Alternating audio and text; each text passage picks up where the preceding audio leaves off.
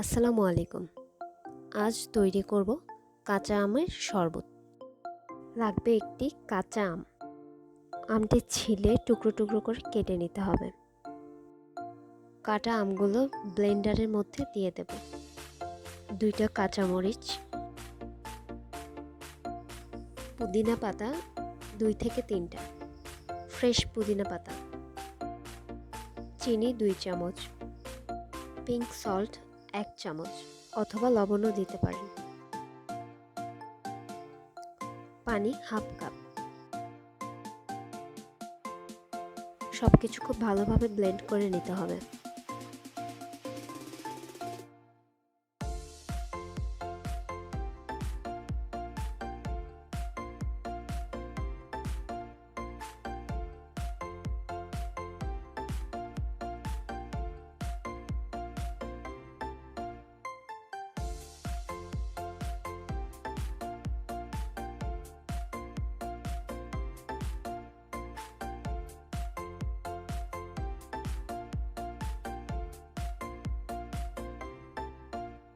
লেবুর রস 1 চামচ,